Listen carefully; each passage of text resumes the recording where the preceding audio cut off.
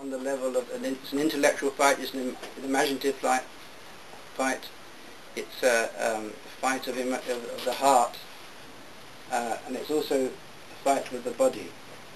He shifts from "I shall not cease" to until we have. So it's very much part of a collective movement.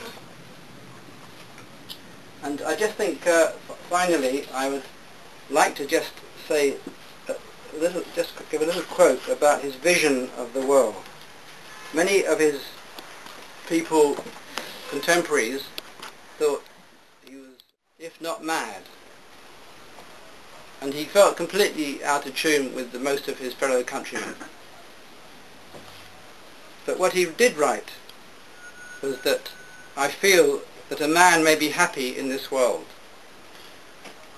And I know that this world is a world of imagination and vision. I see everything I paint in this world, but everybody does not see alike. To the eyes of a miser, a guinea has more beautiful proportions than a vine filled with grapes. The tree, which moves some to tears of joy, is in the eyes of others only a green thing that stands in the way. Some see nature all ridicule and deformity, and by these I shall not regulate my proportions, and some see scarce nature at all. But to the eyes of the imagination, to the eyes of the man of imagination, nature is imagination itself. As a man is, so he sees." I think I won't go any further, and although I could carry on for quite a long time, but maybe we could share some of our views on Blake, and if there's any questions which I might be able to reply to.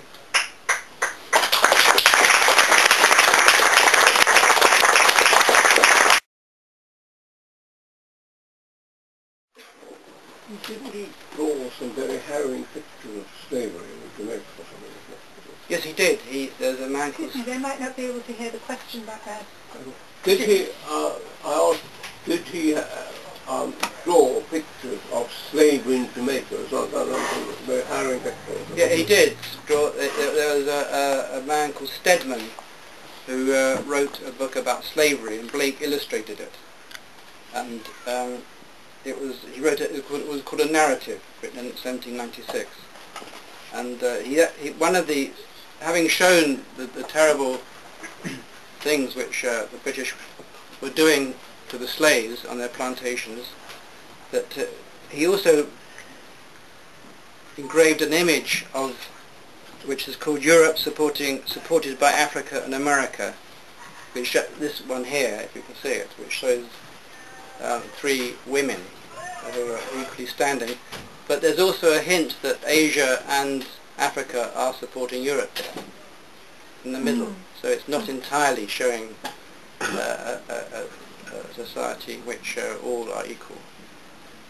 But nevertheless, it's a very beautiful illustration.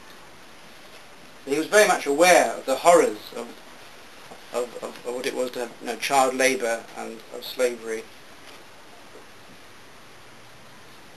and the dark satanic mills which were moving across England's landscape.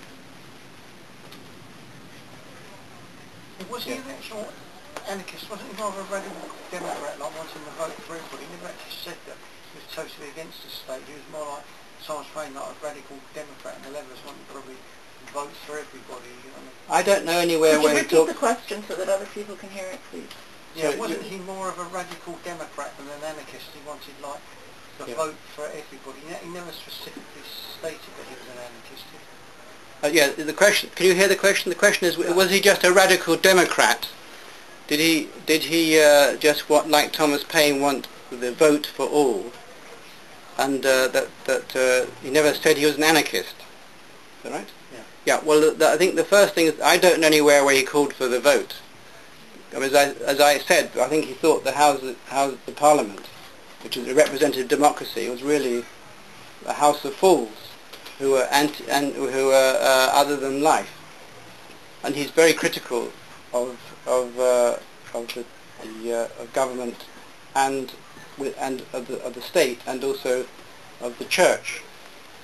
As far as being an anarchist, I think, although I call him a visionary anarchist in the subtitle, that as you are no doubt all aware, that people only really started calling themselves anarchist in the middle of the 19th century with Proudhon, the French thinker.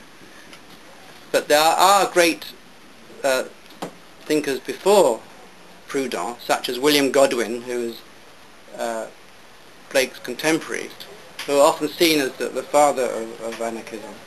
And also other people like Max Stirner, who was a great individualist German thinker, who were prior to Proudhon. So although he didn't call himself an anarchist, and I would see him as a forerunner of anarchism, and expressing a very profound anarchist sensibility and imagination, like Shelley, but even I would say even more radical than Shelley. Would you say his anarchy is symbolised by Orc? That may well be. Could you elaborate on that? Well, I don't think people can hear what you Was saying that, sorry, do I think his anarchism is expressed by the figure of Orc? Blake's got a character called Orc, who's I think is quite anarchic. Yes, definitely a revolutionary. Yes, yeah. And does generate disruption wherever he emerges. Yes, yeah. But I think also that it creates disruption and disorder, but also Blake is interested, I think, in creating a new society, which is not just merely negative. So it may, he thinks Orc is a doer of change. Yes, a bringer of change, and he he inverts also. Blake does a lot of traditional way of interpreting things. In the Marriage of Heaven and Hell, it's a series of aphorisms, of sayings. He talks about how that heaven is the passive, inspired by reason, whereas hell is the active principle of energy. And he then adds that energy is eternal delight.